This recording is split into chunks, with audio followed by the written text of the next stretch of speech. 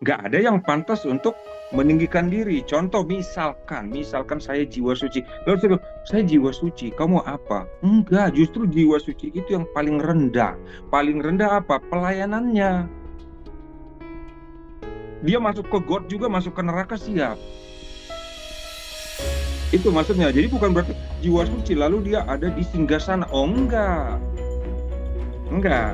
Kalau ada orang yang mengklaim jiwa suci lalu dia berdiri di istana, di singgasana, berarti itu bukan jiwa suci. Ini bukan dalam ranah menghakimi ya. Berarti bukan jiwa suci, itu klaim semata. Jiwa suci tidak akan sungkan menyentuh telapak kaki sesamanya manusia. Ini cerita saya yang singkat itu kembali apa? Tentang bagaimana pikiran kita diciptakan oleh Tuhan. Kita diam aja, kita sedang menggetarkan. Terkait dengan program keberlimpahan, itulah yang terus. Jadi para ahli telah meneliti minimal 21 hari maka terbentuk kebiasaan manusia.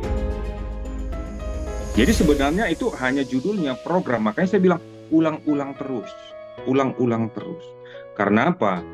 Para ahli juga sudah meneliti sekitar 88% hidup kita ditentukan atau diatur oleh pikiran bawah sadar kita.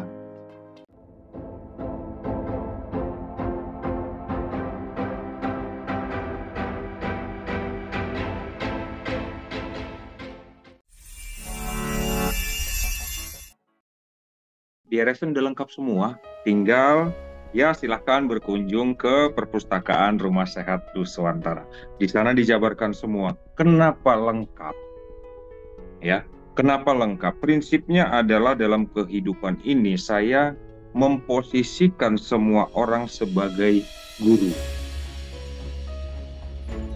Walau saya nggak mau disebut guru, karena bayaran saya mahal kalau jadi guru. Nah, buku pelajaran kita adalah semua kisah kehidupan yang terjadi di alam semesta ini dari sejak manusia pernah bisa mencatatkannya. Itu buku pelajaran semua buat kita. Ya, jadi kehidupan seperti di sekolah itu kita pun menjalaninya sekarang ini. Di setiap kehidupan kita, mau apapun profesi kita, mau hanya ibu rumah tangga, mau sebagai anak, sebagai apapun, di situ kita sedang berjalan. Jadi spiritualitas itu bukan hanya untuk orang yang rajin duduk tekun, bukan. Tetapi apa? Untuk semua manusia, karena semua kita terbuat dari ruhnya. Kata kuncinya di situ. Jadi spiritual itu bukan hanya tentang, sekali lagi saya ulang, bukan hanya tentang duduk diam lalu sadar napas. Bukan. Manusia bisa hidup karena ada di sana raga, jiwa, dan ruh. Kata spiritual diambil dari mana? Spirit, artinya ruh. Manusia tanpa jiwa bukan manusia. Jiwa dan ruh tanpa raga bukan manusia. Jadi manusia itu terbuat dari raga yang diambil dari bumi, ibu bumi. Ya, dapat ya? Jiwa kita ya terserah mau percaya atau enggak dengan past life, reinkarnasi, dan sebagainya itu. Tetapi yang pasti jiwa ada. Jiwa inilah yang bermasalah sehingga raga bermasalah, kehidupan bermasalah. Inilah yang sangat perlu dirawat. Bagi yang percaya ada past life atau reinkarnasi, nah kehidupan kita sekarang tidak terlepas dari kehidupan kita di kehidupan yang lalu. Seperti apa yang pernah saya bagikan di Facebook, ada jiwa bumi, ada jiwa galaksi atau starseed, ada jiwa suci. Nah, kita bukan sedang membahas si anu jiwa bumi, si anu starseed, si anu jiwa suci, bukan. Mau di posisi manapun kita, mau kita percaya atau enggak, kita ada di salah satu ketiganya.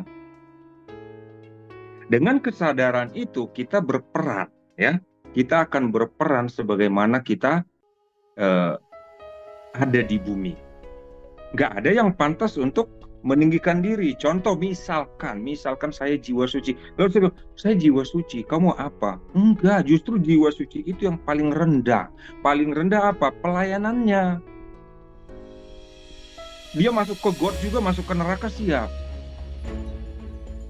Itu maksudnya. Jadi bukan berarti jiwa suci lalu dia ada di singgasana. Oh enggak. Enggak. Kalau ada orang yang mengklaim jiwa suci lalu dia berdiri di istana, di singgasana, berarti itu bukan jiwa suci. Ini bukan dalam ranah menghakimi ya. Berarti bukan jiwa suci, itu klaim semata. Jiwa suci tidak akan sungkan menyentuh telapak kaki sesamanya manusia. Telapak kaki yang paling jorok kan. Mas Aksan, pernah saya ceritakan, waktu saya dan Mas Ari dan Bro Riko ngobrol di telepon, saya bilang, kalian tahu nggak sih kalau ada orang sakit datang ke saya, apa yang saya lakukan? Apalagi bayangkan kalau ambeien yang datang, itu saya bayangkan tangan saya ada di area ambeiennya, bisa kebayang nggak? Nggak lama masuk WhatsApp, Bang tolong saya ambeien saya.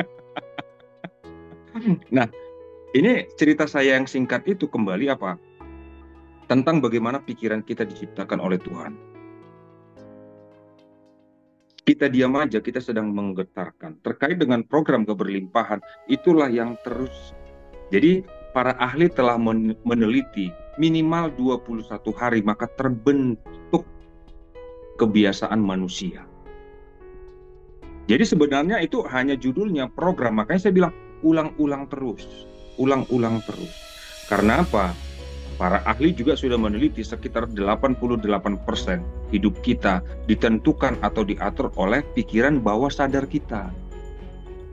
Jadi kalau dari kecil kita sudah dicekoki, takut, neraka, dosa, ajab, dan lain sebagainya, bayangkan hidup orang itu jadi apa? Hancur. Tetapi kalau kebahagiaan yang selalu dikumandangkan di rumah, ya, sekalipun anak itu salah, bukan penghakiman dan penghukuman yang datang, tetapi dekapan, lihat aja anak itu jadi apa besok. Tetapi kalau anak salah, dicewer, dihakimi, kau nanti masuk neraka, kau nanti begini, ya.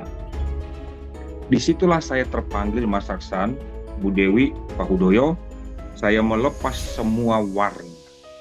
Jadi panduan meditasi atau sadar napas 7 cakra itu bukan hasil otak saya. Itu insight dari alam. Itu insight dari semesta. Bukan karena saya baca buku, saya lihat ini, enggak. Saya duduk diam, datang, bagaimana caranya? Langsung saya terkoneksi dengan arah putaran jam. Lalu apa yang mau dilakukan? Muncullah pelangi. Lalu terakhir apa? Cahaya putih apa? Tidak ada perbedaan. Ternyata tubuh kita ini di kedalaman itu adalah cahaya ilahi, cahaya kemuliaan Tuhan. Itu yang kita jepit dengan ego kita. Pada saat ego kita menyingkir, itu akan dia semakin terang benderang. Bayangkan ya, Bapak Ibu, Bu Dewi tadi udah sampaikan seperti apa kehidupannya setelah menekuni sadar napas. Jadi semua baik, biarkan, karena memang di YouTube pun kita sudah buka itu bagi mereka yang mau, tanpa masuk ke RSN pun mereka mendapatkan. Jadi izin pun saya sampaikan adalah tidak perlu terlalu disiplin, maksudnya ketat, harus bayar, harus ini, enggak. Karena apa? Energi itu cerdas, super cerdas. Saat saya melepaskan energi cinta yang saya lepas nggak akan pergi ke Mas Aksan, dia akan kembali dalam ke saya. Dapat ya? Jadi kembali ke pertanyaan Mas Aksan, untuk Bu Dewi, saran saya adalah desain. Ya, mau bisnis dari rumah, desain. Banyak hening, ajak Bapak hening, tidak harus ya. Ini kembali tidak harus masuk RSN, tapi kalau masuk ke RSN itu lebih baik. Kenapa? Kenapa lebih baik? Ini bukan sekedar janji atau muluk-muluk, enggak. Lebih baik masuk ke RSN karena apa? Saat kita sadar napas bersama, vibrasi energi atau getaran energi semakin besar. Itu, saya bukan sebatas janji-janji, enggak. Makanya sangat saya sayangkan, kok pada live? Kenapa? Jadi jawabannya hanya sekitar ada 2. oh mereka tidak melakukan, masuk selama ini hanya ya lihat-lihat, nonton-nonton, lalu memberikan nilai. Atau mungkin masih terblok. Tadi Mas Aksan singgung tentang agama, tidak ada agama yang salah. Dogmanya yang membatasi manusia. Islam awalnya bukan agama, Buddha awalnya bukan agama, ajaran Yesus awalnya bukan agama. Semuanya seperti itu. Yang diagamakan lalu diatur ini itu untuk menonjolkan, seakan-akan menonjolkan, lalu memberi warna. Warna di lain itu kurang cerah, warna di sini sangat cerah. Siapa bilang enggak? Ya, Islam artinya apa? Kan bukan tentang KTP-nya toh. Awalnya Islam, Kristen juga begitu, bukan tentang ritual-ritual, enggak. Saya yang basicnya Kristen itu jelas-jelas kalau Mas Aksan mau baca Alkitab, enggak ada itu. Tapi diolah, muncullah dogma. Harus ini. Tetapi di RSN kita lihat apa? Yang terjadi apa? Saat kita mau duduk, napas tidak pernah bertanya agamamu apa. Siapapun hirup, kesadaran semakin membaik. Sehingga sekalipun Bu Dewi pakai hijab, yang lain pakai udeng, pakai apa itu, perbedaannya apa? Ya pakaian kita memang berbeda. Kalau sama kan repot. Nanti saya nggak tahu Mas Aksan yang mana, Pak Hudoyo yang mana, kan repot. Gitu kira-kira Mas.